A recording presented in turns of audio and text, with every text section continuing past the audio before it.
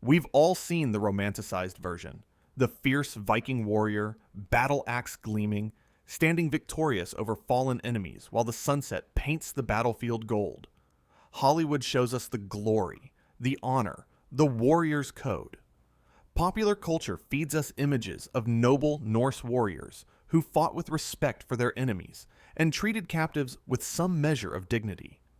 The History Channel presents Vikings as complex anti-heroes driven by wanderlust and the search for new lands. Video games let us play as honorable Norse raiders who pillage monasteries but somehow maintain a moral compass. But what happened after the cameras stopped rolling? What occurred in the long, dark hours after the battle cries faded and the victors surveyed their human spoils?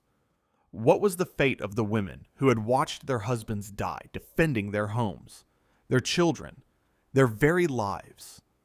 The archaeological record and historical texts paint a picture so disturbing that most historians have preferred to focus on the weapons, the ships, and the raids themselves, rather than confront the systematic horrors that followed.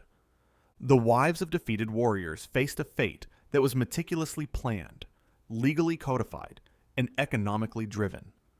What awaited these women wasn't random violence or quick death. It was something far more calculated and infinitely more cruel. It was a system of exploitation so sophisticated that it would make modern human traffickers envious of its efficiency, so legally entrenched that it became the backbone of Viking economic expansion, and so psychologically devastating that death would have been a merciful alternative. This is the documented history that textbooks don't teach and museums don't display. This is what really happened to the noblewomen and warriors' wives when the Viking longships appeared on the horizon. This is the truth about what worse than death actually meant in the medieval world. The evidence comes from sources that cannot be dismissed or romanticized away. We have the bones themselves, mass graves of women found in defensive positions, their skeletons telling stories of prolonged captivity through bone chemistry and wear patterns that reveal months or years of restraint. We have isotope analysis that tracks the movement of these women across thousands of miles from their places of birth to their places of death. We have the written records from chroniclers who witnessed these events firsthand, often in horrifying detail that medieval scribes struggled to commit to parchment. We have legal codes that detail exactly how captive women were to be processed, valued, and distributed like livestock. We have archaeological evidence of the infrastructure built specifically to house, transport, and exploit these human commodities. Purpose-built facilities that rival modern industrial operations in their systematic approach to human misery. We have economic records that show the slave trade in high-status women was more profitable than raiding for gold, silver, or any other commodity. The primary sources for this investigation span 3 centuries and multiple cultures, all telling the same horrifying story. The Anglo-Saxon Chronicle provides eyewitness accounts of raids across Britain and Ireland, recorded by scribes who often witnessed the events firsthand. The Annals of Ulster document the systematic targeting of high-status women during Norse invasions, with specific details about capture techniques and subsequent fates. The Irish Annals of the Four Masters contain references to the taking of royal women that occurred with such regularity that chroniclers developed standardized terminology for different types of captures. Most revealing are the Icelandic legal codes known as the Gragas, which provide explicit legal frameworks for the ownership and treatment of female captives. These weren't emergency wartime regulations. They were permanent legal structures that governed the lives of thousands of captive women over multiple generations. The code sections dealing with bed thralls and noble captives are so detailed and specific that they read like instruction manuals for systematic sexual exploitation. Archaeological evidence comes from excavations at Dublin, York, Kiev, Hedeby, and Birka, major Viking trading centers where the physical remains of this industry have been uncovered.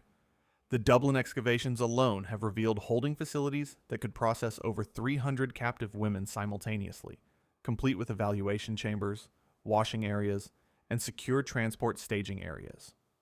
The York excavations show similar facilities, but with modifications that suggest specialization in longer-term captivity for high-value prisoners. Contemporary Islamic sources provide an outside perspective that confirms the scale and systematic nature of this trade. Ibn Fadlan's account from his journey to the Volga Bulgars in 922 CE includes detailed descriptions of Viking slave markets, specializing in northern women of noble birth. The chronicler Ibn Rusta describes witnessing transactions where single captive women were traded for amounts of silver equivalent to the annual tax revenue of entire provinces. Byzantine sources, particularly the accounts of Emperor Constantine VII and the diplomat Liudprand of Cremona, document the arrival of Viking merchants in Constantinople with human cargoes that included the daughters and wives of Western kings. These weren't isolated incidents. They were regular commercial activities that the Byzantine government regulated and taxed like any other import trade. The scale was staggering. This wasn't opportunistic violence. It was an organized economic engine that drove Viking expansion for over 2 centuries. The targeting of warriors' wives wasn't incidental to Viking warfare. It was central to their entire military and economic strategy. These women represented the highest value human commodities in the medieval world, and the Vikings developed sophisticated methods to capture, transport, and exploit them that would remain unmatched until the Atlantic slave trade of the early modern period. The profit margins were extraordinary. A successful raid that captured even a dozen high-status women could generate more wealth than pillaging an entire monastery. The economic incentives were so powerful that they fundamentally shaped Viking military tactics, diplomatic strategies, and even their exploration patterns. The Vikings didn't just stumble upon profitable slave markets. They created them, nurtured them, and built an entire civilization around their exploitation. If you value this kind of deep dive documented history, hit that subscribe button. It's the single best way to keep this channel going. And let us know in the comments where you're watching from. The system began with intelligence gathering that would impress modern military analysts. Viking raids weren't random acts of piracy. They were carefully planned military operations based on detailed reconnaissance that could take months or even years to complete. The Annals of Ulster describe how Norse scouts would spend entire seasons infiltrating Christian settlements, posing as merchants, pilgrims, or even seeking religious conversion to gather information about local nobles, their families, and their defensive capabilities. These scouts maintained detailed knowledge about specific individuals. They knew which chieftain had recently married, which king had eligible daughters, which abbess controlled significant wealth, and which warrior's wife was known for her beauty or noble bloodline. The level of detail was remarkable. Norse scouts could identify individual women by name, appearance, and family connections before raids ever began. The intelligence networks extended across the entire medieval world. Archaeological evidence from trading posts shows that Viking merchants maintained regular contact with informants in Ireland, Scotland, England, Francia, and even the Mediterranean. These weren't casual relationships. They were formal intelligence operations with regular payments, coded communications, and strategic coordination that spanned multiple kingdoms. The targeting was ruthlessly strategic and based on sophisticated economic calculations. Warriors' wives represented maximum value for multiple carefully analyzed reasons. First, they could command enormous ransoms from surviving family members, but only if those family members had sufficient wealth and political motivation to negotiate. Second, they possessed the cultural knowledge, political connections, and social graces that made them valuable as forced concubines to Norse chieftains, seeking to establish legitimacy in conquered territories. Third, their children could serve as future hostages or marriage pawns in political negotiations that might not occur for decades. Viking planners thought generationally about the political utility of these captives. Fourth, Their systematic capture and exploitation served as a terror weapon that paralyzed resistance in future targets. When word spread about exactly what happened to the wives of defeated warriors, many communities would surrender rather than fight. The economic analysis went deeper. High-status women were assessed not just for their immediate ransom value, but for their long-term economic potential. A young noblewoman with proven fertility could generate value for decades through forced breeding programs. An older woman with extensive political connections might be more valuable as a diplomatic asset than as a concubine. The Vikings developed sophisticated actuarial models for human assets that wouldn't be seen again until the plantation slavery of the Americas. Archaeological evidence from mass graves at Repton in Derbyshire reveals the methodical nature of these captures and the careful selection process that determined who lived and who died. The Great Army's winter camp from 874 CE contained the remains of 264 individuals, representing one of the largest archaeological samples of Viking military activity ever discovered. Forensic analysis shows that adult males were typically killed immediately. Their skeletons show evidence of fatal wounds inflicted during or immediately after battle. However, women of childbearing age were conspicuously absent from the death pits. Where their bodies should have been, archaeologists found empty spaces and evidence of restraints, iron shackles, rope marks on structural timbers, and wear patterns on wooden posts that suggest prolonged use for securing captives. Isotope analysis of the few female remains found at the site shows they were local women of advanced age or young children, the demographics with the lowest economic value in the slave trade. The sorting process reveals the cold calculation behind these operations. Bone chemistry analysis of female remains from multiple Viking sites shows distinct patterns based on social status and age. High-status women, identifiable by their diet signatures and dental work, are almost entirely absent from battlefield death sites, but appear regularly in burial grounds at Viking trading centers hundreds of miles away, often showing signs of prolonged malnutrition and physical trauma consistent with captivity. The process began during the battle itself, with specific tactical modifications designed to maximize captive yield while minimizing damage to valuable human assets. The Annals of St. Bertin describe how Viking warriors would specifically target the sections of fortifications where women were known to shelter, but rather than breaching these areas with maximum force, they employed techniques designed to capture rather than kill. Smoke was used to force women from hiding places into predetermined collection points.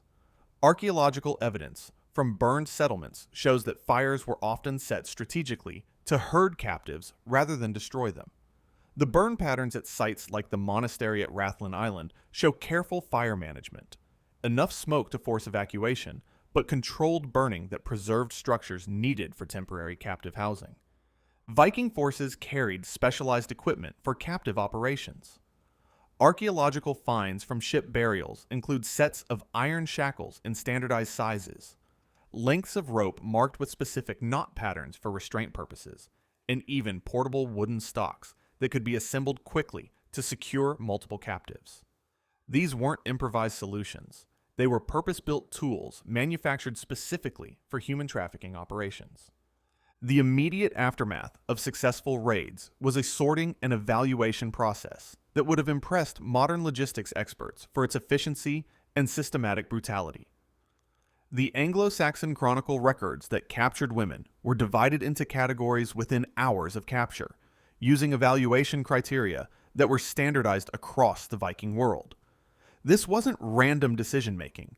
It was a systematic assessment process based on established economic principles. The first category consisted of young women of obvious high status, identified by their jewelry, clothing quality, dental work, or recognition by local collaborators. These were immediately set aside for transport to major trading centers, where they could command the highest prices. They received better food and medical attention during captivity, not out of mercy, but to preserve their market value. The evaluation process was thorough and dehumanizing. Captive women were physically examined by specialists who could assess their age, fertility status, and overall health. Their hands were inspected for calluses that might indicate manual labor versus noble upbringing. Their teeth were examined for signs of a high-status diet. Their clothing and jewelry were cataloged for evidence of family wealth and political connections. The second category included older noblewomen and the wives of lesser warriors, still valuable for ransom purposes, but with lower immediate market appeal. These were typically held at temporary camps for ransom negotiations, which could take months to complete. During this period, they served as forced labor in Viking camps, maintaining equipment, preparing food, and providing other services. Their treatment depended entirely on the progress of ransom negotiations and their continued utility as bargaining chips. The third category consisted of servants, common women, and captives deemed unsuitable for long-distance transport. These were either killed immediately to reduce logistical burdens, sold locally as agricultural labor at minimal prices, or kept as short-term camp slaves before being disposed of when they were no longer needed. Archaeological evidence suggests that mortality rates in this category approached 100% within the first year of captivity. The transportation system reveals the industrial scale of this operation and the sophisticated logistics networks that made it possible. Archaeological excavations at Dublin have uncovered purpose-built slave processing facilities that could handle hundreds of captives simultaneously while maintaining the security and organization necessary for such a complex operation. The Dublin facility covered over 2 acres and included multiple specialized areas for different aspects of the human trade. The receiving area contained holding pens constructed with stone walls and iron-reinforced wooden gates, each designed to hold 20 to 30 captives in conditions that prioritize security over human comfort. The evaluation chambers were smaller rooms where captives could be individually assessed, with built-in restraint systems and good lighting for detailed physical examination. The washing and preparation areas included stone-lined pools for cleaning captives before sale, along with storage areas for clothing and cosmetics used to improve their market appearance. The facility even included a medical area where captives could receive treatment for injuries or illnesses that might reduce their sale value. This wasn't humanitarianism, it was quality control for human merchandise. Archaeological evidence shows that similar facilities existed at York, Hedeby, Burka, and Kiev, all following standardized design principles that suggest centralized planning and shared technical knowledge. The standardization extends to details like the dimensions of holding cells, the placement of drainage systems, and even the types of restraint hardware used. This level of consistency across such vast distances indicates institutional knowledge and professional specialization that developed over generations. The transportation infrastructure was equally sophisticated. Viking longships were specifically modified for human cargo in ways that balanced security, capacity, and the preservation of asset value during long voyages. Archaeological evidence from shipwrecks in the Baltic Sea shows restraint systems built directly into the hull structure, with iron rings set into the ship's ribs at regular intervals for securing chains. The ships were modified with removable deck planks that created below-deck holding areas with precisely calculated space allocations per captive. The typical conversion allowed for 40 to 50 captives on vessels originally designed for 30 warriors, achieved through the construction of multi-level restraint systems that maximized space utilization while maintaining access for guards and minimal medical care. The modification process was standardized across the Viking world. Shipwrights in Dublin, York, and Hedeby all used similar techniques and materials, suggesting either centralized training or detailed technical manuals that have not survived in the historical record. The modifications were sophisticated enough to include ventilation systems that prevented the total suffocation of human cargo, while maintaining security against escape attempts. The ships of Hedeby merchant Thorkil the High, described in contemporary sagas and partially recovered through underwater archaeology, were specifically designed as slave transport vessels. These ships featured reinforced hull construction to handle the additional weight and stress of human cargo, specialized storage areas for the food and water needed for extended voyages with captives, and even primitive sanitation systems to prevent disease outbreaks that could destroy the entire cargo. The economic data surrounding this trade is staggering and reveals the true scale of systematic exploitation. The Gragas legal code establishes the standard price for a high-status captive woman at 8 ounces of silver, equivalent to the cost of 16 cows, 2 warships, or enough grain to feed a family for 3 years. This wasn't an arbitrary price. It reflected sophisticated market analysis and standardized valuation methods used across the Viking world. A warrior's wife with proven fertility commanded even higher prices. The law code of Magnus the Good from 1050 CE sets the price of a king's daughter at 24 ounces of silver, enough to purchase an entire estate or fund a major military expedition.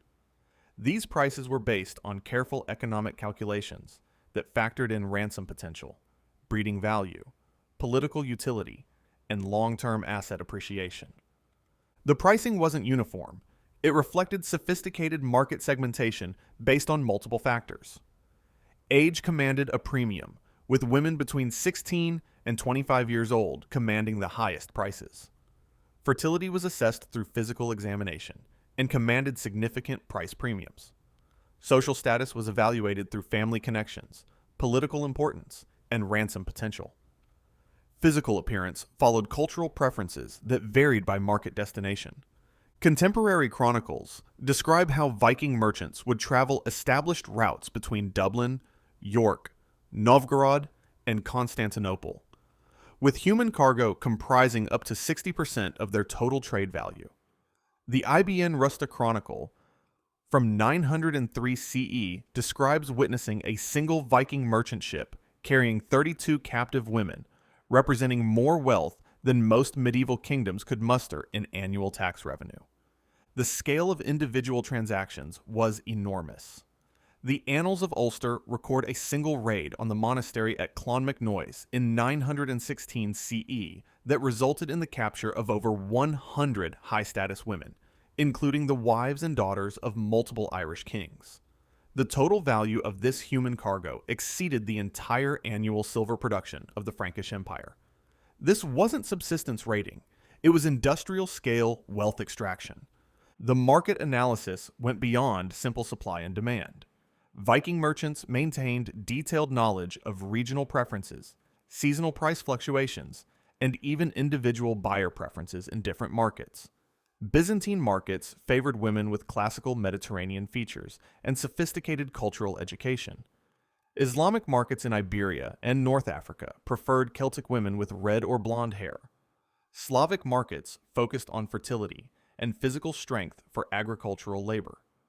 The legal framework governing these captives reveals the systematic nature of their exploitation and the sophisticated jurisprudence that developed around human trafficking. Under Norse law, captured women had no legal personhood whatsoever. They were classified as property, specifically as thralls of the bed, a legal category that explicitly defined them as sexual assets with specific rights and obligations for their owners. The Gragas provides detailed regulations that read like a comprehensive manual for the systematic exploitation of human beings. The laws specify feeding requirements, enough nutrition to maintain health and appearance, but not enough to allow physical strength that might enable escape attempts. They detail housing requirements that prioritize security and access for owners while minimizing any comfort or privacy for the captives themselves. The sexual exploitation was legally codified in ways that reveal the systematic nature of the abuse. Captive noblewomen were required to be available for sexual service to their owners at any time, with legal penalties for owners who failed to properly utilize their assets. The law was specific about maintaining their reproductive value, requiring owners to provide basic medical care during pregnancy and childbirth, not out of concern for the women themselves, but to protect the economic value of potential offspring. The legal codes detail the inheritance of human property in ways that treated captive women like livestock. When a Viking died, his bed thralls were distributed among his heirs according to specific formulas that considered their reproductive potential, current market value, and specialized skills. The laws even addressed situations where multiple heirs might want to share access to the same captive, with detailed procedures for scheduling and conflict resolution. The breeding provisions are particularly disturbing and reveal the long-term strategic thinking behind this system. The legal codes specify that children born to captive noblewomen inherited a special legal status. They were considered legitimate for inheritance purposes if their fathers acknowledged them, but remained the property of their father's household until they reached adulthood or were sold. This created powerful economic incentives for systematic rape, as it produced additional valuable assets while maintaining the captive's utility over extended periods. A captive woman who successfully produced children actually became more valuable, not less, as she demonstrated both fertility and the ability to produce potential heirs or additional slaves for the household. The laws governing these children reveal the calculating nature of the system. Children born to high-status captive mothers inherited different legal rights depending on their father's status and their mother's original social rank. The son of a jarl and a captured queen's daughter had higher legal standing than the son of a farmer and a captured servant. This created incentives for high-status Vikings to specifically target the wives of enemy nobles, as their children could be used to legitimize claims to conquered territories. The legal framework extended to every aspect of captive life. There were specific laws governing punishment for escape attempts, regulations for medical care that balanced cost against asset preservation, and even detailed procedures for disposing of captives who had outlived their economic utility. The legal system treated human beings as complex assets requiring sophisticated management strategies. The housing facilities discovered at major Viking trading centers reveal the infrastructure required to support this industry and the scale of systematic exploitation it enabled. Excavations at Birka, Sweden, have uncovered compound structures that could house over 200 captive women simultaneously, representing a larger population than many entire medieval towns. The layout includes individual cells measuring approximately 6 feet by 8 feet, each equipped with an iron ring bolt for restraints and basic drainage to prevent the accumulation of human waste. The cells were constructed with stone foundations and reinforced wooden walls, designed to prevent escape while allowing guards easy access for feeding, medical checks, and removal of captives for various purposes. Larger rooms appear to have been designed for group activities, likely forced labor such as textile production, food preparation, or sexual exploitation involving multiple captives. These rooms feature restraint systems that could secure dozens of women simultaneously while allowing supervised work activities that generated additional revenue for their captors. The facilities included specialized areas that reveal the systematic nature of the exploitation. Medical examination rooms allowed for regular health assessments to maintain asset value. Birthing chambers were designed for the delivery and care of children born to captive mothers. There were even specialized rooms that appear to have been designed for breaking psychological resistance through isolation, sensory deprivation, or other forms of systematic abuse. The most disturbing evidence comes from the ritual aspects of this system, which provided religious and cultural justification for systematic brutality. The IBN Fadlan Chronicle describes witnessing ceremonies where newly captured noblewomen were forced to participate in religious rites that formalized their new status as sexual property. These ceremonies typically took place within days of capture and were designed to break psychological resistance while providing religious justification for their treatment. The rituals were sophisticated and psychologically calculated. They typically began with the public humiliation of the captives through forced nudity, physical examination, and verbal abuse, designed to establish their new status as property. The captives were then forced to participate in mock marriage ceremonies with their new owners, complete with religious invocations that portrayed their captivity as divinely ordained. Archaeological evidence from ritual sites in Denmark reveals the remains of women who appear to have been sacrificed during these ceremonies, likely those who refused to submit or who were deemed too dangerous to keep alive. The positioning of the bodies and associated artifacts suggests these killings served as examples to other captives about the consequences of resistance, while also providing religious justification for the entire system through human sacrifice. The religious elements weren't superficial additions to an economic system. They were integral to its function and sustainability. The systematic exploitation of captive women was presented as a fundamental right of Viking warriors, divinely ordained and culturally celebrated.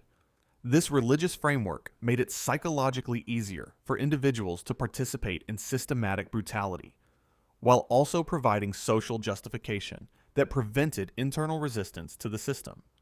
The psychological warfare aspects of this system were deliberate and sophisticated, designed to maximize both economic return and strategic advantage in future conflicts.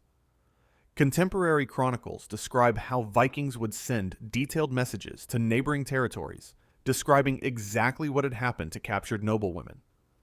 These messages weren't random cruelty. They were calculated terror tactics designed to reduce resistance in future targets. The descriptions were specific and horrifying, designed to create maximum psychological impact on potential future victims. The messages would detail the current condition of specific captive women, their treatment, their forced participation in various activities, and their complete helplessness to contact or return to their families. The goal was to create such terror that communities would surrender rather than risk subjecting their own women to similar fates. The psychological campaign extended to the captives themselves. The systematic breaking of resistance wasn't just about preventing escape. It was about creating a state of learned helplessness that would make captives compliant and reduce the costs of supervision and security.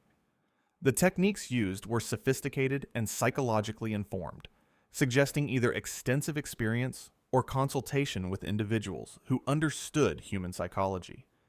The isolation techniques were particularly effective. Captives were separated from anyone who spoke their language, preventing emotional support and communication that might maintain hope or resistance. They were given new names and forced to respond only to those names, breaking their connection to their former identities. They were forced to participate in activities that violated their religious or cultural values, creating internal psychological conflict that weakened resistance. The transportation network that made this system possible stretched across the known world and represented one of the most sophisticated logistics operations of the medieval period. Viking merchants established permanent trading posts from Greenland to Constantinople, specifically to facilitate the human trade, with regular shipping schedules, standardized procedures, and professional specialization that rivaled any legitimate commercial operation. The network was hierarchical and specialized. Local raiders captured and performed initial sorting of captives. Regional traders transported captives to major processing centers where they could be evaluated, prepared for sale, and sorted for different market destinations. International merchants handled the long-distance transport to final markets, often holding captives for months while waiting for optimal market conditions or specific buyer requests. The Rus Primary Chronicle describes how Prince Oleg's treaties with Byzantium in 907 and 911 CE explicitly guaranteed Viking merchants the right to sell Slavonic women in Constantinople markets, with specific provisions for tax rates, quality standards, and dispute resolution. This wasn't a side business conducted in legal gray areas. It was a formally recognized international trade with diplomatic protection and legal frameworks. The logistics were impressive and horrifying. Contemporary accounts describe convoy systems where groups of merchant ships would coordinate their movements to maximize security and efficiency, while minimizing losses from disease, escape, or external attack. The typical convoy consisted of 3 to 5 ships, each carrying between 20 and 50 captives, along with guards, provisions, and trade goods for legitimate commerce that provided cover for human trafficking. The journey from Dublin to Kiev typically took 6 weeks under optimal conditions, during which captives were kept below deck in conditions that resulted in mortality rates approaching 30%. This mortality rate was factored into pricing calculations. Merchants simply captured more captives than they expected to deliver, treating human death as an acceptable business expense. The convoy routes were well established and regularly traveled. The primary route ran from Dublin through the Irish Sea to the Isle of Man, then across Scotland to Orkney, through Shetland to Norway, then south through the Baltic to trading centers in Denmark and Sweden, and finally overland to Kiev and the route to Constantinople. Alternative routes served markets in Islamic Iberia, Frankish territories, and the emerging kingdoms of Eastern Europe. The market systems that absorbed this human cargo developed their own specialized terminology, procedures, and even professional guilds dedicated to human trafficking. The IBN Kuradadbi Chronicle from 846 CE provides a glossary of trade terms used in human trafficking, including specific words for different categories of captive women that were recognized across multiple cultures and languages. White slaves referred to high-status captives from Christian territories, valued for their noble breeding, cultural education, and political connections. Red slaves indicated captives from Celtic regions, prized for their distinctive physical appearance and perceived exotic appeal. Brown slaves meant Slavonic captives, valued primarily for physical strength and agricultural labor rather than sexual exploitation or political value. The terminology extended to much more specific categories. Virgin nobles commanded the highest prices and required certificates of purity that were verified through physical examination. Proven breeders were women who had already produced children, valued for their demonstrated fertility. Royal blood indicated captives with proven connections to ruling families, valuable for political leverage regardless of their individual characteristics. The evaluation process was standardized across the Viking world and later adopted by other medieval slave traders. Captive women were assessed on criteria that included age, physical appearance, social status indicators, evidence of fertility, cultural education, language skills, and specialized talents such as textile work, medicine, or music. The process typically took place in public markets where potential buyers could examine the merchandise in detail. The examinations were thorough and dehumanizing. Potential buyers could inspect captives' teeth to assess age and health, examine their hands for evidence of manual labor versus noble upbringing, and conduct physical examinations to determine fertility status. The captives were required to demonstrate skills such as reading, singing, or needlework to establish their cultural value. They could be questioned about their family connections and political knowledge to assess their potential utility for intelligence or diplomatic purposes. The market procedures included warranties and return policies that treated human beings like defective merchandise. Buyers could return captives within specified time periods if they were found to be diseased, infertile, or lacking claimed skills or connections. The legal frameworks governing these transactions were sophisticated and detailed, with specific remedies for various types of defects or misrepresentation. The most valuable captives, wives of kings and major nobles, were often held for extended negotiations that could take years to complete, during which they lived in a state of suspended terror that was arguably worse than immediate death. These high-value captives were valuable enough to receive better treatment than common thralls, but their elevated status made them perpetual targets for psychological torture designed to break their resistance and extract information about their former lives. The negotiation process was complex and often involved multiple parties. The captive's family might be willing to pay ransom, but they also had to consider the political implications of negotiating with Viking raiders. Other political actors might intervene to prevent ransom payments that would fund future raids. The Vikings themselves had to balance immediate ransom income against the long-term value of keeping high-status captives for breeding, political leverage, or sale in distant markets. During these extended negotiations, high-value captives were kept in conditions that preserved their value while maximizing psychological pressure.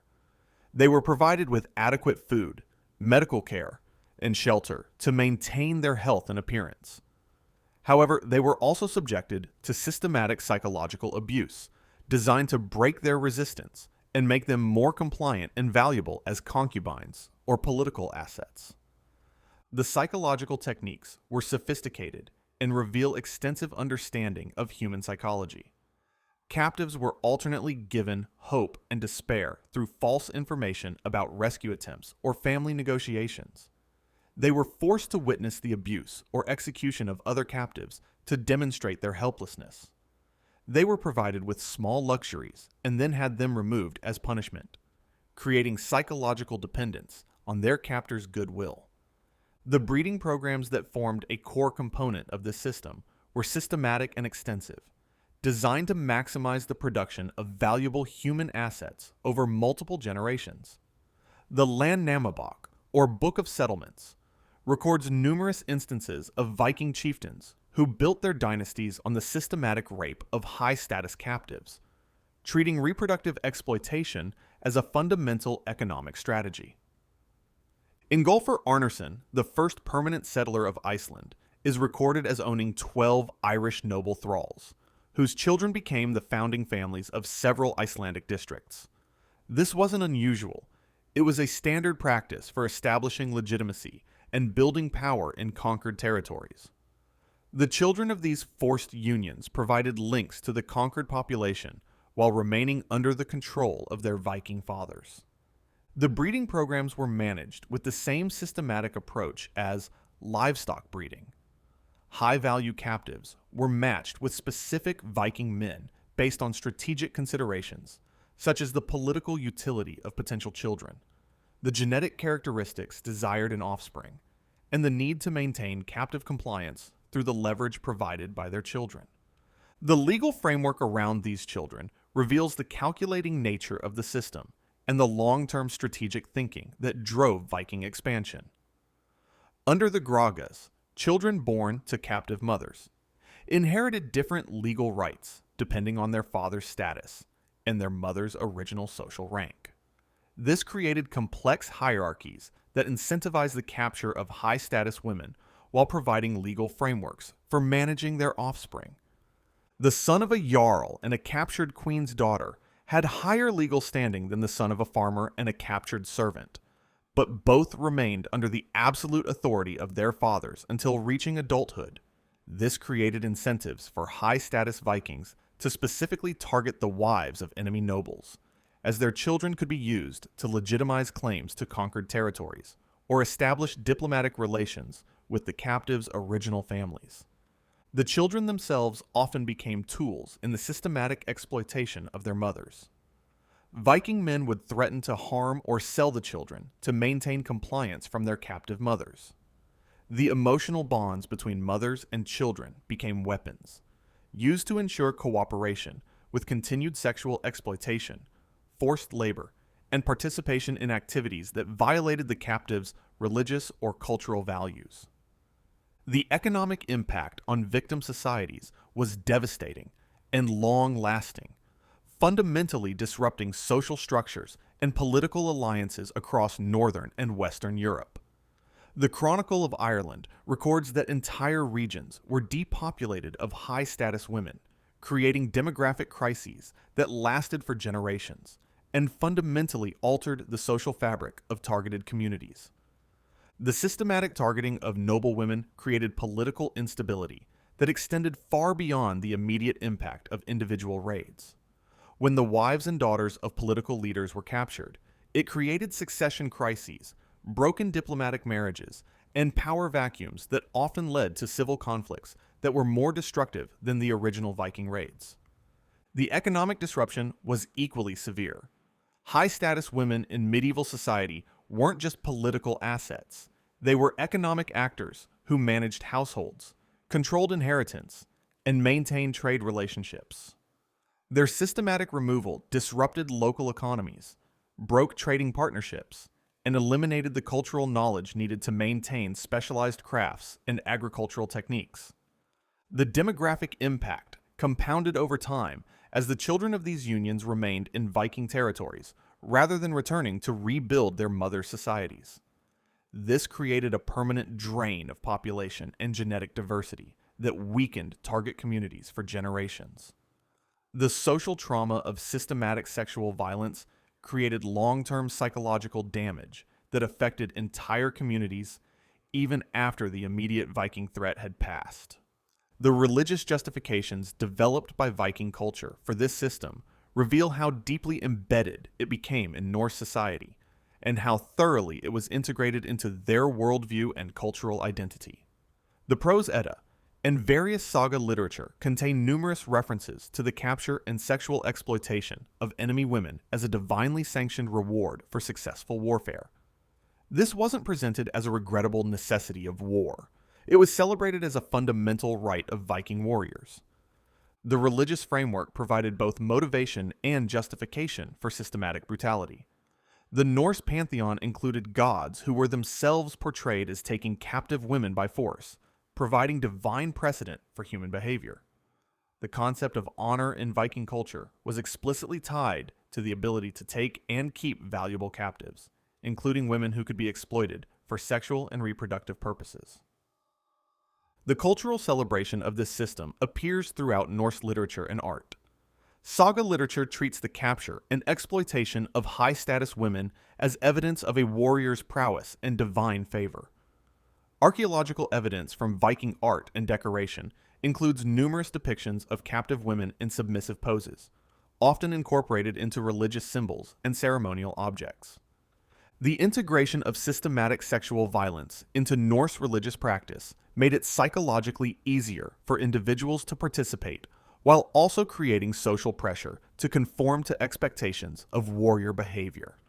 Young Viking men were socialized to view the capture and exploitation of enemy women as a rite of passage and a demonstration of their worth as warriors and potential leaders. The resistance by captive women, though rarely recorded in surviving sources due to the perspective of the chroniclers, occasionally surfaces in archaeological evidence and provides glimpses into the heroism and suffering of the victims. Mass graves at several sites show evidence of coordinated suicide attempts by groups of captives, suggesting organized resistance that was brutally suppressed but demonstrated the courage and solidarity of the victims. The archaeological evidence of resistance is subtle but significant. Skeletal remains at some sites show defensive wounds on the hands and arms of captive women, indicating attempts to fight their captors, even in hopeless situations. The positioning of bodies in mass graves sometimes suggests women who died together, possibly in suicide pacts or mutual protection attempts. Some sites show evidence of escape attempts that, while ultimately unsuccessful, required significant planning and coordination among captives.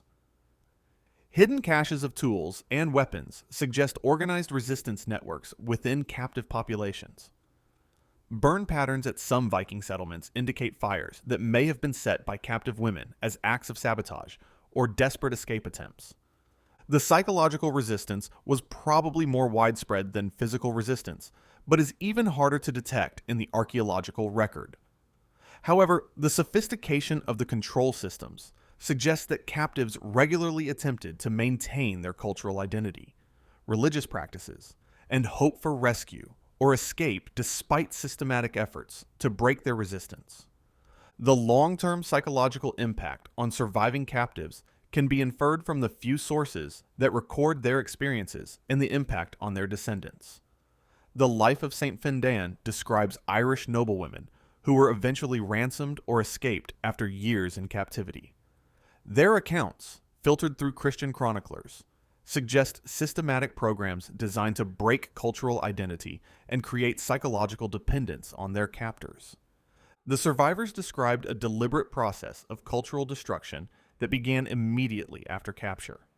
They were forbidden to speak their native languages, forced to adopt Norse names and customs, and required to participate in religious ceremonies that violated their Christian beliefs.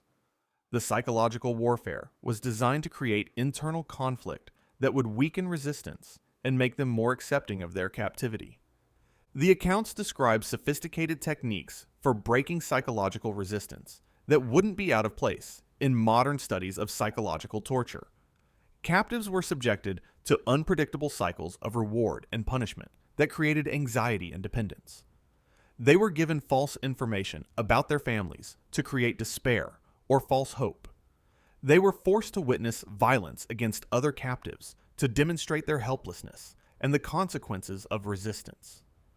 The survivors who eventually returned to their original communities often struggled to readjust to their former lives. They had been systematically conditioned to accept their captivity, and freedom itself became a source of psychological stress. Many suffered from what we would now recognize as post-traumatic stress disorder, experiencing nightmares, anxiety, and difficulty forming normal relationships with their families and communities. The impact on their children was equally severe. The children born to captive mothers grew up in a complex psychological environment where they were simultaneously valuable assets and living reminders of their mother's trauma. Many of these children struggled with identity conflicts as they aged, caught between their mother's original culture and their father's Norse society. The scale of the overall trade becomes clear when all sources are compiled and analyzed together. Conservative estimates based on chronicler accounts, archaeological evidence, and economic records suggest that Viking raids captured and transported over 100,000 high-status women across the 2-century peak period of their expansion. This represents the systematic destruction of an entire social class across Northern and Western Europe. The numbers are staggering when considered in the context of medieval population levels. The total population of Ireland in the 9th century is estimated at around 500,000 people. The systematic removal of high-status women represented a significant percentage of the breeding population and political leadership of entire kingdoms. The demographic impact was comparable to modern genocides in its scope and systematic nature. The economic value of this human traffic exceeded all other forms of Viking commerce combined. When the total value of captured women is calculated using contemporary price records, it represents more wealth than all the gold, silver, and other goods pillaged during the same period. The systematic exploitation of human beings wasn't a side effect of Viking expansion. It was the primary economic driver that made their military campaigns profitable. The geographic scope of this trade stretched from Greenland to the Black Sea, creating a network of systematic exploitation that spanned the known world. Archaeological evidence shows captive women from Ireland being transported to Russia, Scottish noblewomen sold in Constantinople, and Frankish aristocrats enslaved in Scandinavia. This wasn't regional conflict. It was international human trafficking on an unprecedented scale. The infrastructure required to support this trade represented one of the largest commercial enterprises of the medieval world. The ships, facilities, personnel, and support systems required to capture, transport, and sell over 100,000 women represented an investment of resources that rivaled the construction of major cathedrals or the mounting of crusading armies. The ending of this system was as systematic as its operation, but the reasons for its decline reveal the calculating nature of Viking society and their approach to human exploitation. By the late 10th century, the establishment of stronger centralized kingdoms and the conversion of Viking territories to Christianity began to restrict the trade, but these moral and political changes were secondary to economic factors. The primary cause of the system's decline was simple market economics. The systematic depopulation of target regions had reduced the supply of high-value captives below profitable levels. The Vikings had been so successful at capturing and removing high-status women from target populations that there simply weren't enough valuable captives left to sustain the trade. The conversion to Christianity played a role, but not in the way most historians suggest. Christian Vikings didn't suddenly develop moral objections to slavery. They adapted their justifications and continued the trade under different religious frameworks. What changed was the political landscape. Christian kingdoms could coordinate more effectively against Viking raiders. and the emergence of powerful centralized states made large-scale raiding operations increasingly dangerous and unprofitable. The decline of the system created its own violence, as Viking communities that had become economically dependent on human trafficking struggled to adapt to other forms of commerce. Many Viking settlements experienced internal conflicts as different factions competed for control of remaining trade routes and captive populations. The transition wasn't immediate or complete. Archaeological evidence suggests that some forms of the trade continued well into the 12th century, but on a much smaller scale and with different target populations. The infrastructure and expertise developed for systematic human trafficking was gradually adapted for other forms of commerce, but the basic techniques and legal frameworks persisted in modified forms. The institutional knowledge developed over 2 centuries of systematic exploitation didn't simply disappear. The same families and communities that had specialized in human trafficking moved into other forms of commerce, carrying with them sophisticated understanding of logistics, market analysis, and human psychology that gave them significant advantages in legitimate trade. But here's the twist that reframes everything we think we know about Viking society and its ultimate fate. The system that the Vikings perfected for the systematic capture and exploitation of enemy noblewomen eventually consumed their own society from within, destroying the very civilization that had created it. As external targets became scarce and more heavily defended, the economic pressures that had driven Viking expansion for 2 centuries turned inward with devastating effect. The same legal frameworks, transportation networks, and market systems that had been used to process foreign captives began to be applied to disputes within Viking society itself. The infrastructure of oppression, once established, proved impossible to limit to external enemies. The transformation began in the late 10th century as traditional raiding targets became increasingly difficult to attack. The emerging kingdoms of England, France, and the Holy Roman Empire had developed sophisticated defensive systems and rapid response capabilities that made large-scale raids extremely costly and often unprofitable. The supply of high-value foreign captives began to decline just as Viking communities had become economically dependent on the trade. The economic pressures created by this decline led to the systematic application of captive-taking practices within Viking society itself. Families who couldn't pay debts found their women seized under the same legal codes that had governed war captives. Political rivals used accusations of treason to justify the enslavement of their enemies' wives and daughters.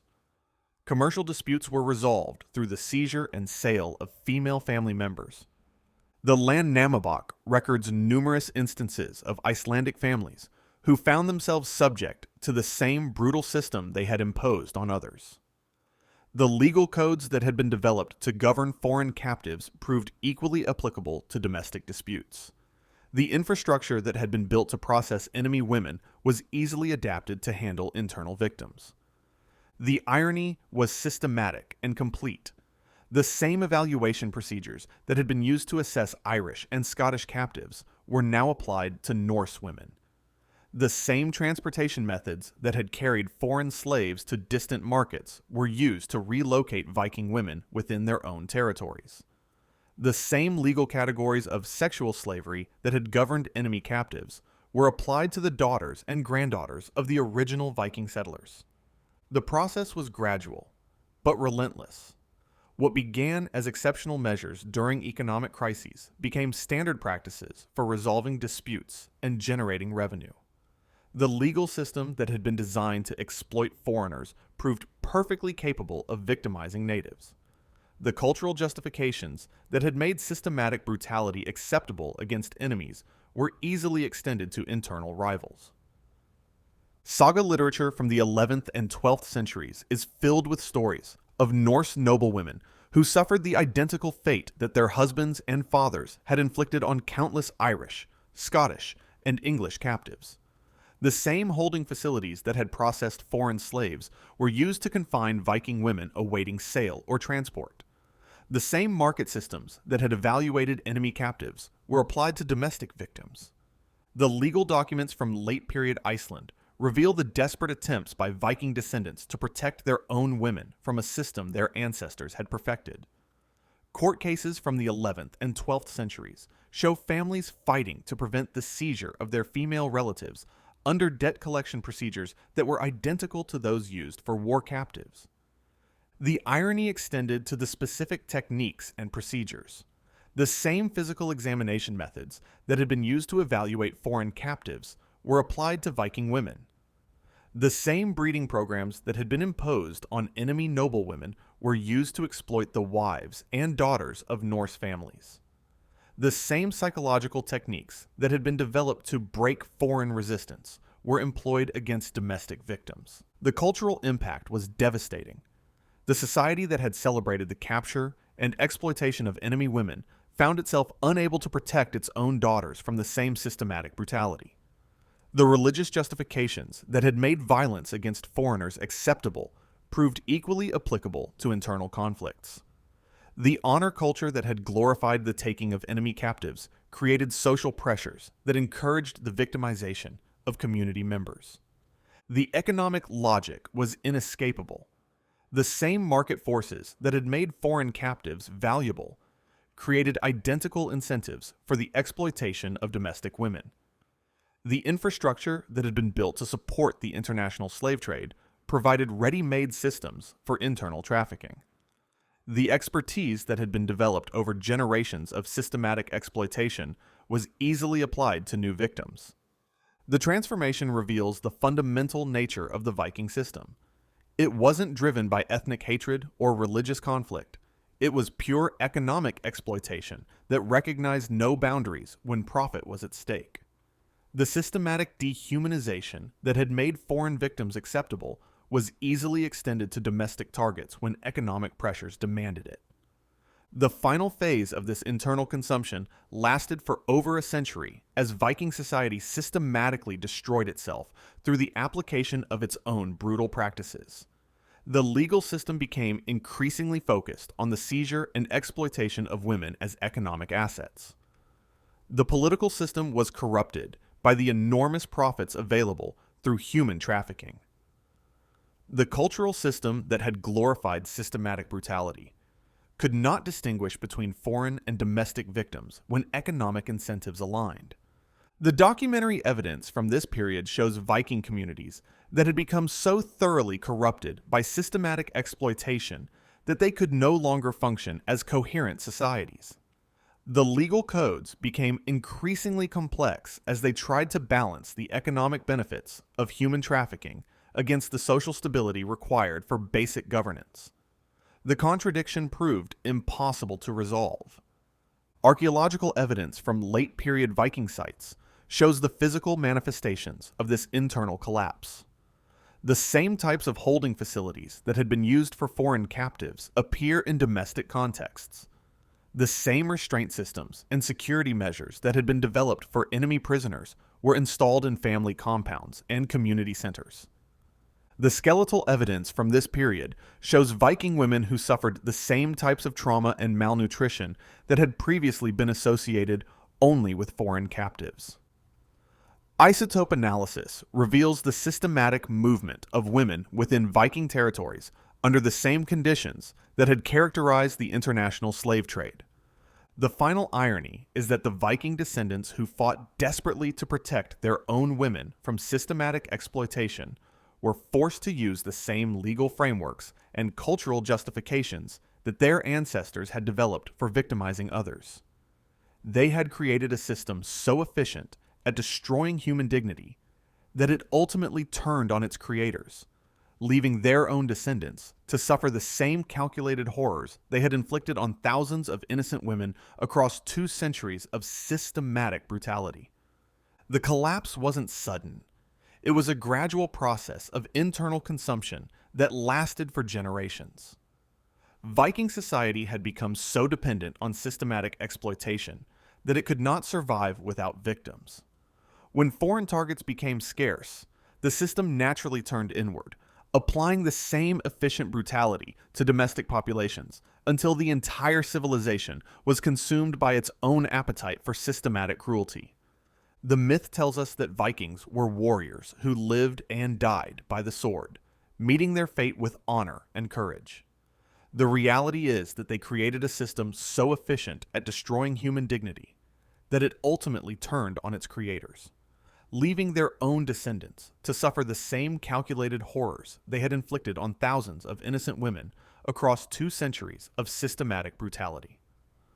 The warriors who had glorified the capture and exploitation of enemy women died knowing that their own daughters would inherit the same fate they had imposed on others. The civilization that had celebrated systematic dehumanization was itself dehumanized by the very system it had perfected. In the end, the Vikings discovered that there truly was something worse than death. Living in a world where the systematic brutality you had created could be turned against everything you loved.